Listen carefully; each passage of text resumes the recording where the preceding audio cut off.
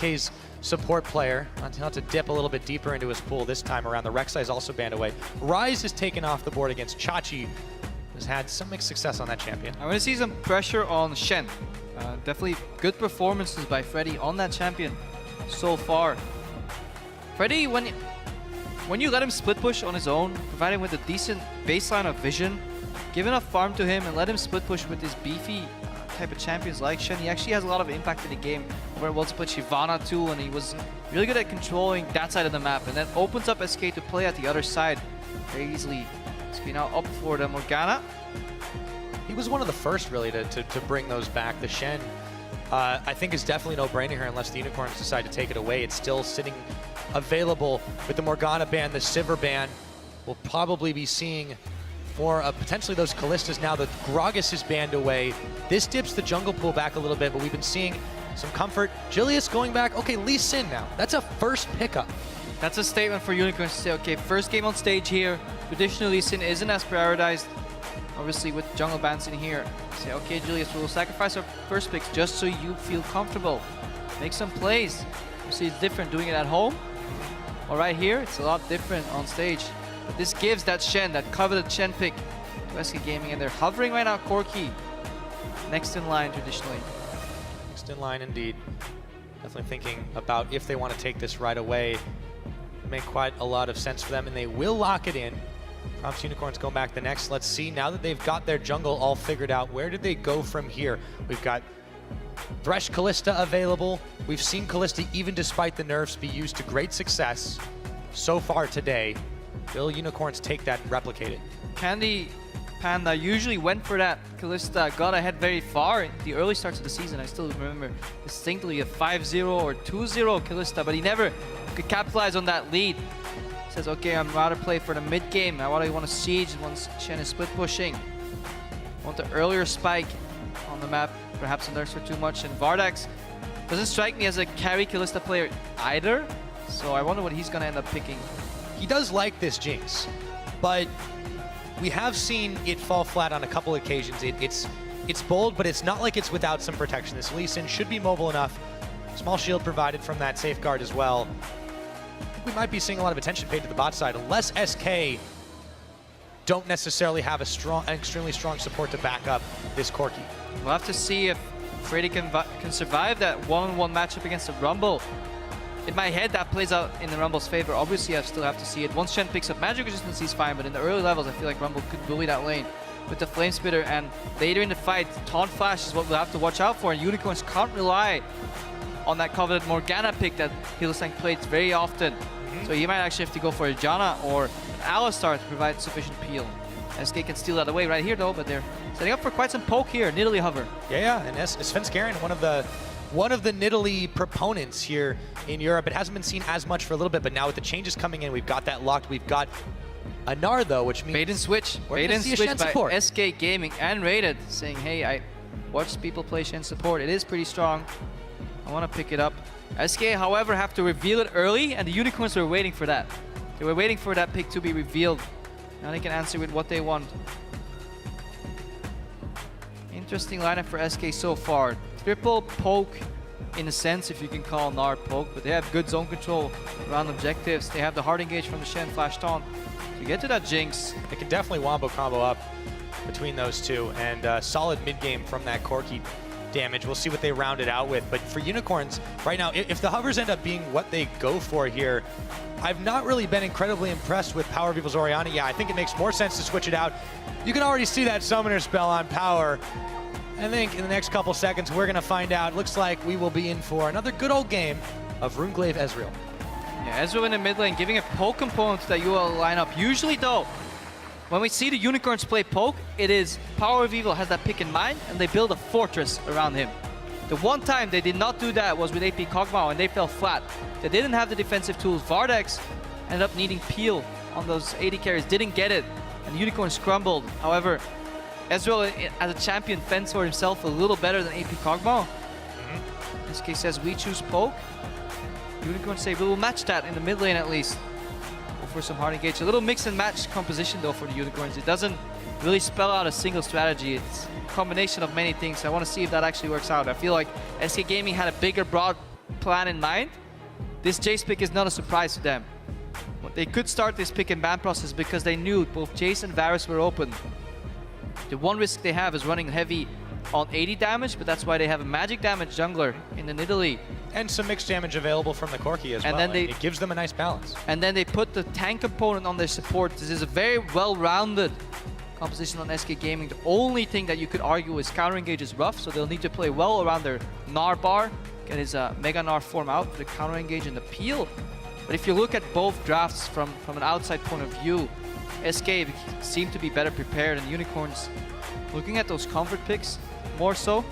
So they'll need a snowball. The man to watch definitely is Vardax, because Power of Evil is going to yield some pressure early. Chachi, interested to see how that matchup plays out.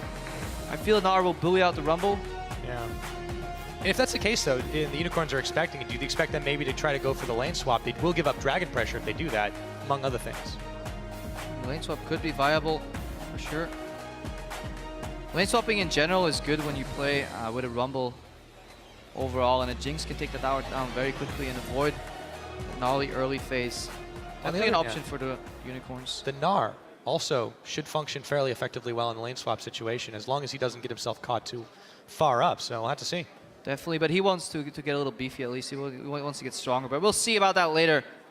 For now, though, guys, that is all for the picks and bans. The team comps are locked in, so why don't you at home tell us who you think is going to walk away with a win here. Will it be the Unicorns? If so, hashtag UOL win. If SK can make their climb back up out of relegation territory, tweet a hashtag SK win. As this game gets underway, we'll find out who's going to win as we load up onto the Rift. SK Gaming taking on the Unicorns of Love.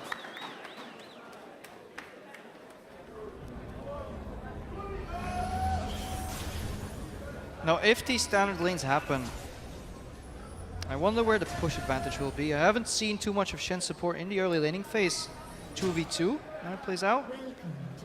The biggest component of why it's strong is because you want to dash in aggressively and then have that taunt connect to the AD carry, force him to trade on the support. Generally, when you trade in bot lane, if you can trade on the AD carry and force him to hit your support, you're obviously winning that support's coming to lane with many more potions than AD carries do. Taking a lot of time waiting around to try and sniff anything out with the line of scrimmage opening. If they do want to go for a swap, that's going to have to happen quickly, but it looks like at this point it's not going to happen. Now, traditionally, when you face a team with a new member, swapping is obviously in your advantage because he is not used to those routines. He's not used to playing lane swaps on the stage. Gilius has some experience previously in Gamers 2, of course, in the Challenger scene, so he's no stranger to swaps. SK traditionally haven't had the best lane swap either, and they do play well when Freddy himself gets ahead on that single lane. So it looks like standard lane so far, Pyra. One differentiating thing, Chachi going very far forward. He definitely is a man that plays without a whole lot of fear, to be honest, but it could be dangerous for him if Svenskeren sticks around on this top side. He does place the ward in his own river brush. Let's take a look back to when these guys met, though, because it was a win for SK. It was a very different time for the Unicorns. They were still very struggling to find their way in the summer split. And as a result, you could see how close it was. It was actually lower gold, lower kills, but SK were still able to come out ahead at the end of the day. Choosing to take the small golem down first, opting to save more HP on their side. Right now we see the other bot lane of SK Gaming taking the Grump. On that respective side, in terms of leashes, what ended up happening was Freddy leashed for top side, so he's a little weaker in his lane in terms of presence. Fox was first to lane in mid, so he could have the push advantage there. Now the bottom laners will meet each other there. Quick level 2, it's Candy Panda and N-Rated push themselves forward. Bardex and Hellsang will have to be a little bit careful, even on this Jinx Thresh lane. N-Rated, he hits level 2, goes in, gets the taunt, onto Hilly, there's going to be the Frost Bomb. Still some damage as they have the vision, but N-Rated tanks a little bit of it as well.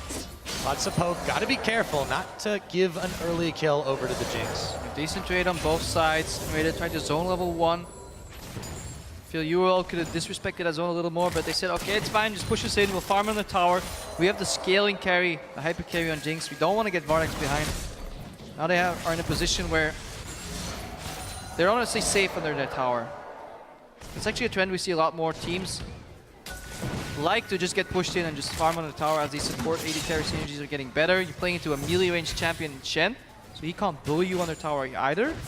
However, that then again turns into SK's favor. They like playing like this. They like pushing all lanes because this allows Fenskuren, the jungler, to invade the enemy jungler, get vision. And either he sees the camps empty, that he knows Julius is on the left side, or he finds camps up and then he knows, okay, Julius is still coming this way. Right now it's clear to Fenskuren that he should tell his top laner, hey, Julius started bot side, he might be top side, be careful. Looks like the word came a little bit too late. Freddy nowhere near on the Nardbar, gets his hop, gets his flash, not connecting the Sonic Wave. That's gonna save his life. Close call for the Gnar. Couple nice plays there. Chachi opening with the flash E on the Rumble was good because that immediately slows Freddy and it forces him to still be slowed after he flashes. This could have been a follow-up kill, but good juke then in turn by Freddy. So good mechanical plays on both sides. Killer's missing his first Q on champion of the game. Hopefully he doesn't get into his head. Svenskeren though. Underestimate the power of tilt. Svenskeren throws the spear, dodged out by Gilius, trying to provide some counter pressure. This is textbook Svenskeren. He wants to get counter pressure all around the map. If he can find and get a kill, he will. But with the help of Vizicachi, Gilius is able to secure the blue buff for himself. Starting this one off. And Hylissang going a little low in the bottom. Gets out though. Ignite used on the side of SK Gaming, and this is showing why they value that Shen pick in the support, even though Freddy did well with it.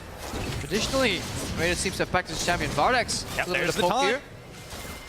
No one built escapes for the Jinx without the support there.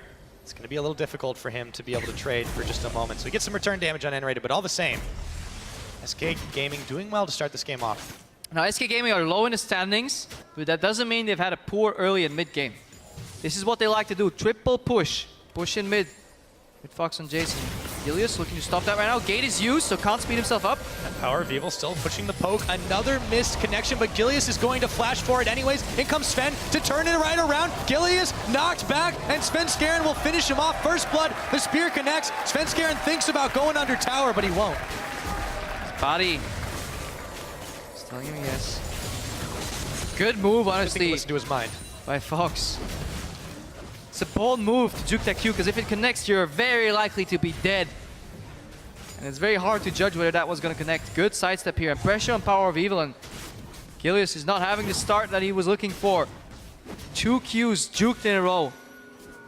Power of Evil has to yield that turret early. And some SK Gaming play textbook SK style. Push all lanes, counter jungle, find the jungler, and then predict his movements and counter gank him. This is something that Svenskeren has a lot of experience in doing. Gilius is definitely having a hard time living within his own jungle. He will grab himself some Gromp, but for now, Sven is still waiting on the backside, on the outside here. He's going to go ahead back to base just to finish up his jungling item, but the pressure is on the side of SK Gaming. They've got themselves a 1,000 gold lead, and it's only 6 minutes into the game. And we're seeing N-Rated move out of his lane and roam and put pressure on the map too. This is traditionally not something we're quite used to from him, so that's also a good move. Candy Panda confident in his trading ability, so he picks up the Sheen early. There's 2 ways you can play Corki Phage for the extended trades, you know, get that movement speed whenever you auto attack, or short trades, short burst. Phosphorus Bomb auto attack proc out. Beat that Jinx, who has to stack up minigun over time unless you land Zap. That's somebody that SK have to keep their eyes on. Vardags, if he gets himself rolling a couple of kills or just eventually hitting those item spikes, it will be very dangerous for SK, but deny a Jinx, shut a Jinx down, and there's not much he can really do. Vardags and Hilly getting a wave pushed right in their direction, but they have to respect that taunt potential from N-Rated. And this is why they play under their Tara, obviously. N-Rated can't taunt in because he'll meet the flay and the hook. He'll have to use his flash defensively, but the pressure is on the side of SK. N-Rated can leave this lane whenever he wants and leave Candy Panda safe because the wave will bounce back. He can't be denied too much CS. UOL can't freeze. This means that SK can move their vision forward. I'm a big fan of that ward in the Dragon Pick, but they just want to find out where Julius is. They don't want him to jump over the wall and do the sneaky dragon. And if they find out roughly where he is, they can keep pushing, pushing, pushing, and allow Svenskeren to dictate the pace of this game.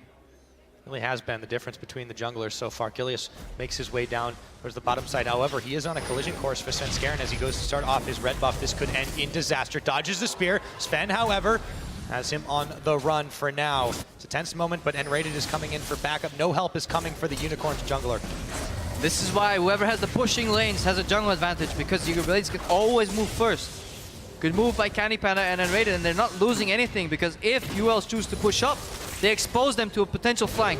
This is exactly what's happening. In comes the Valk, stopped for just a moment. The taunt is avoided, but Hilly is still going down. Vardags lands the traps, lands the zap, but helps too late in coming. And now the Jace is on the chase. Fox to the skies, and he takes down Vardags. Some fancy footwork from Vardags, flashes in the wrong direction in the end. Fox comes in. Again, because Fox is pushing mid, he can move first to bottom. So SK are moving their chess pieces around the board, leaving Unicorns of Love trapped. Checkmate. Eventually, you lose your members then. Just a little bit of damage on that mid tower. Power of Evil, not the greatest trade when you lose those 2 members on the bottom side. SK continuing to hold the pressure. The lead they have built has extended to 2,000 gold. Svenskeren, however, does the smart thing, throws the spear into the suspicious brush. Good read by Sven. He knows if you play action around bottom right side, that leaves your top left side exposed. Always mirror map place. Or Freddy, he's going in. Chachi.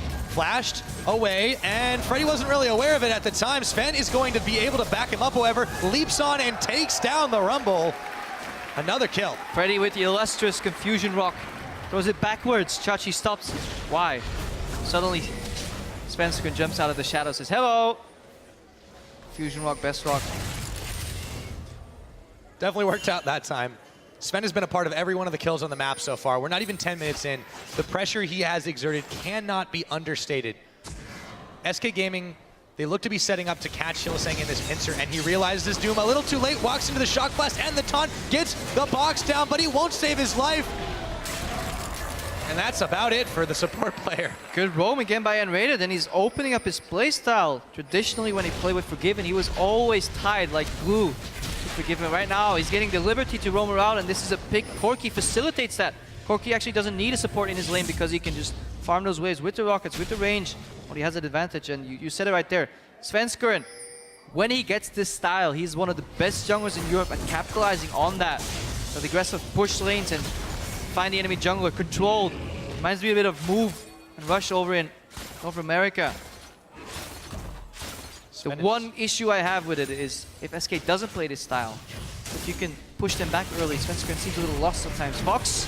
It's not a problem for them just yet. In comes the stand United. Svenskeren looks to pick on Gilius, but Vizicachi came in on the back of it. Fox will knock Gilius, but he gets kicked back. The right rocket hits him in the face. It's a 1-for-1, but the skirmish is on, and Svenskeren going a little low. True shot barrage. Candy is gonna flash right in front of it. Luckily for Candy Panda, you can't get hit by two-shot barrage twice. Otherwise, that would have been that wouldn't work. Physics doesn't allow it. Yep. Meanwhile, though, Unicorns have a chance here to push in the middle. They should be able to take this turret down. They may even be able to rush down the Dragon. Svenskeren a little bit low. Let's see what they decide to go for. Getting excited is Vardags here, and they'll just keep on going. Yeah, Freddy used that teleport, presumably to get back to lane. Unicorns of Love use the teleport advantage. Simply walk down Chachi as his teleport is on a longer cooldown. Down to the mid, and they find an opening, and this is what they needed to stop the bleeding, but they're still a significant amount of gold behind. Yes, they got those fancy kills and flashes, but Freddy took a tower in the top lane, so that was traded. Gold lead's still very, very big on the Unicorns, or on SK side rather. And the Dragon might have to wait for another day too. SK collapsing around, throwing some muscle in their direction. Unicorns will scatter away, and a shock blast sends Gilius and Vizicachi reeling for a second. Dragon could be started by SK at this point, as Freddy is still pushing uncontested in the top. SK Gaming here to make a statement. We want to get into playoffs. We don't want to be in relegation. Coming out fierce, and this is the progress we were looking at the past few weeks already, but they just kept having these. Going on. Svenskeren, he didn't get the jump. No energy on Gilius though. There we go, he's out of it. He gets kicked back, so close to taking him down, courtesy of the Runeglaive, and Fox will manage to finish the job. Power of Evil gets away from the spear. The rocket connects on Sven's back, but it doesn't finish the job. Yes, Svenskeren, he was losing that duel, but then he checked over. Gilius, no more energy. Easily turned that around. Fox came in. SK's playing well together, in unison. Good synergy here. Millie, though, is looking to make a pick onto Candy Panda. The hook goes completely the wrong direction as he predicted incorrectly where he was going to go. Now, overextending just a little bit. Freddy has his Gnar bar all the way, almost gets the hit, but he gets the big Gnar onto Vardags, and Svenskeren secures the kill. They might be looking towards the bottom tower now, Crepo. Just because there is a lantern doesn't mean you have to click it. Vardex learned that the hard way. SK taking another tower right here. Opening up the map, and every week we go on, SK is getting better and better. They still have to learn how to close. But definitely early game, very, very impressive. To be 5,000 gold up against the Unicorns, who are ahead in the standings of SK Gaming, is an impressive feat. Absolutely. And it is just the right timing for them towards the end of this split. If they want to have a shot at continuing to move forward. Remember, they're still sitting on some championship points from the 4th place finish back in spring. They could very well do it. Now, Gilius trying for some counter jungling, but Sven is going to find him and take him down. He doesn't even need the red buff. He goes ahead and gives that one over to Fox. Yeah, counter jungle attempt thwarted by SK Gaming. Look at the vision they have in the bottom side of the map as well. They don't even need to see their own jungle, because by process of elimination they can find out where Gilius is. If he's not in the top right jungle because we just walked there, if he's not in the bottom right jungle because we have wards there, he must be on the left side. Hylissang though. Freddy is ignited. Freddy is in trouble, but he's got a Shen at his back. He's gone Mega Gnar. The tables are turning. Unicorns bit off way more than they could chew, and the equalizer won't do enough. The rock, Sven scared, pulled in. There's the flay, taken down. No tower to fall back to. SK Gaming keep on rolling. And rated with an impressive performance, honestly, delivering on the support Shen. We said Freddy's Shen was phenomenal so far, but they opt to take it away. Bait Unicorns in, donated to and rated. Say Freddy, you can still play other champions on that Gnar. 005 delivering as well. Overall, fantastic play by SK so far. So far, so good. You know, we're 15 minutes into this game right now. The lead is incredibly significant. A dragon, damage from Fox. Another tower taken down. Now they're sitting on about 8,000 ahead, or a little less than 8,000 ahead, I should say. It's still, it's getting pretty hard for Unicorns to handle. And this is the problem if you pick 3 losing lanes against an aggressive jungler like Svenskeren. Will abuse that, allow those lanes to snowball. And we've seen this in the past from the Unicorns, where they say, okay, mid-game we have this beautiful composition, but getting there is our problem. Yet again, they pick Poke scaling for Power of Evil. He is sitting back in his lane, no offensiveness, no like foresight, just playing back. Vardex is playing his Jinx. Back in spring, yes, Hylissang and Vardex were so good at laning phase that they could start getting 1 or 2 kills in the lane, but that's no longer the case. These teams are leveling up. Dying bot lane 2v2 just simply doesn't happen anymore. The game has evolved past that stage.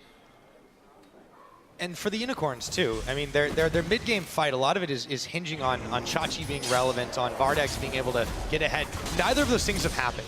Power of Evil has a fantastic late game in this room, Glaive Ezreal. We've all seen Pempanero go absolutely crazy on this, but the rate this game is going, they may not make it that long. Definitely won't. And honestly, Fox and Jace, been impressive. Going back all the way to minute 2, that was leashes. Fox did not leash, so he got the immediate push in the mid lane. Freddy leashed, but he can still outpush the Rumble. Whereas Unicorns, they opted to let Power of Evil help his jungler, Gilius, to get him into the game. He lost the mid lane push, and then, yeah, in turn, Svenskeren invaded. Look at the Shock Blast right now. This is what you're up against. Shock Blast, Rocket Poke, Taunt Flash, Nidalee Spears. And it's scaling Nidalee too. I mean, we're seeing the Diamond Procs build. Now that it's on 513, the Rod of Ages, with that scaling that it's had increased a little bit, even if its base stats aren't quite so good. Better offense, worse defense, but Svenskeren's fine with that because all he needs is offense. And he keeps taking jungle camps away. This game, offense is the best defense for him. He might get caught for just a second, going a little far forward. Gonna leap over the wall. Freddy's there. For the defense, the spear is going to connect. The reinforcements have arrived, and Chachi is going down. Fox is hooked in. True Shot Barrage comes in. The rockets are flying. Unicorns are firing the heavy artillery, but it's just not enough as the double kill comes in for Fox. Gilius tries to make the outplay. Will be able to finish off Svenskeren. It's going to be a 1 for 3, though. Uh-oh. Uh-oh. Uh-oh. Goodbye. Fox with another. And this has been the name of the game, and so close. Vardex with another rocket connecting, but 5% for Svenskeren earlier, 3% for Svenskeren. And every time SK fight, their backup arrives first. A full-on team play. Oh! This roster here. Candy Panda wants more. He wants to kill. Vardex just not going to give it to him. 2 summoners to escape, but the tower's gone. SK have turned the gas on. Yeah, and this is the first time I've seen, well, not the first time, but the best I've seen SK work together as a team. Every time one of their members plays aggressive and oversteps their boundaries just ever so slightly, somebody's there, mainly Fox.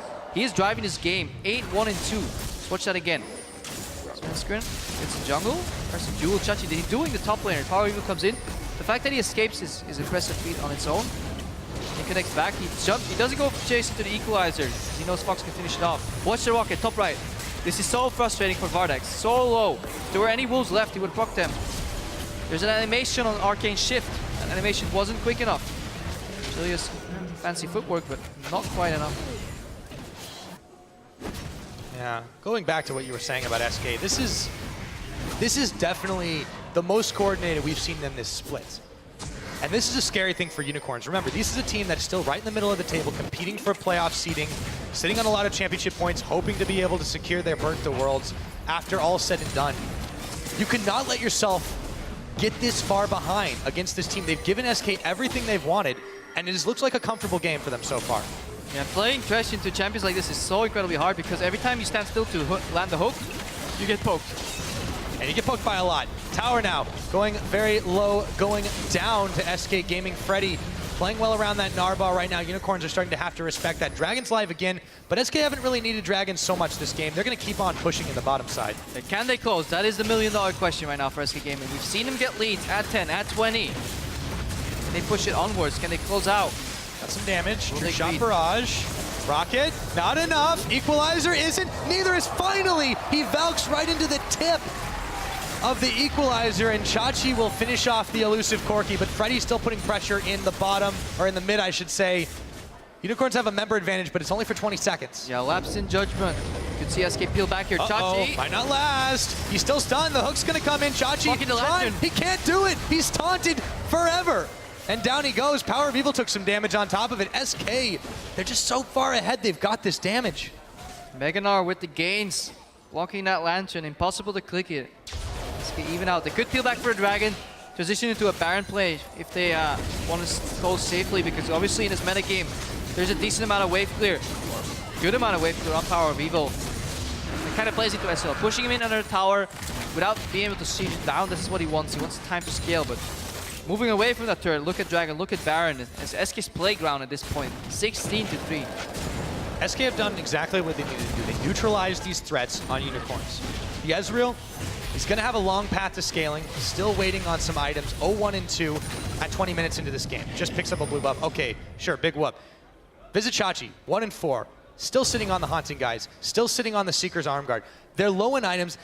Even Vardax is not quite towards his static Shiv yet. They've been set so far behind that there's just so little that the Unicorns can do short of getting the perfect fight and snowballing off of Get Excited. Yeah, they definitely need an Aegis as well against this poke coming out of Nidalee and Corki, and at the same time, even if they do, Fox's Shock Blast will still hurt. Double penetration is enough to do damage though, because everybody on the side of SK Gaming is itemizing very offensively, so the raw damage from Rumble is there. It hits level 11, a power spike. Now let's see how good is SK's vision control and their decision making around this Baron pit. I like that pink ward on the right side. They force Power of Evil to use this ultimate. This is where you move back in mid. Beautiful. Push in the wave again. Repeat. See Power of Evil, you have one ultimate every 40 seconds. Well, we can bait more than that. Swinging the Two brush, wards. a little crowded. He's scared. And Lily boom. going forward, instantly flashing away. The rocket comes in, won't do nearly enough. SK Gaming like a horde of angry ants just popping out of the hill. And Unicorns are scattering the moment they see him. Beautiful analogy right there. And this, well, honestly, was the perfect scenario for Unicorns. Their support face checks, but survives. Everybody chases into an equalizer, but it wasn't enough. Round 2. And Chachi gonna burn his flash, won't be enough. Svenskeren manages to take him down. Unicorns again scattering the bait and engage. SK continue to repeat it. Down goes Gilius. He got a kick off, but that will not be enough. Might be Baron time. And this is why it's better if you go for this very dominant map control style to buy pink wards instead of sweepers. Because then at least when teams move in their wards, sweepers go on cooldown. They're too slow, too long, but look at those pink wards. 1, 2, 3, and 4 pink wards on the side of SK Gaming. Complete vision control. Coach of Love have no answer. All their Baron Steel tools are gone. Ezreal ulti, Jinx ulti, Rumble Equalizer, all gone. Oh, On the and other side, Hilly, he goes pretty far forward, throws a box down. That'll mean no one from Unicorns are going to chase, or no one from SK is going to chase too far into that. But importantly, where was this SK? SK in the was last 7 weeks? yeah, thinking out of the box right there and really paying off. Honestly, Also a good analogy. this, thank you for noticing. SK Gaming, they were there. They were shade of this team. There were elements of it in their play, and they were constantly getting better, but call it throws, call it unfortunate plays, call it not so lucky. They lost a lot of dragons. They had gold leads and they didn't capitalize on them, but so far this is the cleanest I've seen them execute against a team that is very hard, honestly, still to play against Unicorns, but they're missing one of their key members. I mean, Fox said it early in our video before the start of this one. He didn't think that Unicorns had that same magic. And right now, it's ringing true. Ilias has not brought that level to this team. They first picked this Lee Sin, and it's not been able to do much. And 2 of his Qs got juked. However, this is his first game on the big stage. Still need to give him some time. A couple of weeks is all he has, though. Oh, power. That is not good. 1 shock blast, 60% of his health. Freddy's on the bottom. They're pushing in 2 waves at once. Gilius trying to push back, but Freddy is stacking his Narbar. Meanwhile, the rest of SK is in the mid. Freddy manages to take it down. Gilius getting pushed back by the Boomerang. Vardax trying to turn him away, but they're not defending this. In comes the Big Gnar. Knocks Vardax, gets a stun into the shock blast. They take him down. Freddy is eating the lasers, but he's still tanking through it. It's like a bad monster movie, and they get 2 for 1 and an inhibitor on top. But Freddy's build, look at it. He has Frozen Mallet. Usually you talk about whether they go Frozen Mallet or Black Cleaver or the defensive option. Freddy just goes all of them. He goes full on offense. Yugoslav gets poked out. SK are looking to close out this game. They might be able to do it here. We're not even 25 minutes in. This is going to be a big one now as SK Gaming will finish off the last Nexus turret, goes in for the taunt, blows up Hillisang, and now only Power's there to defend. He can't do it. 25 minutes in, SK Gaming with the win.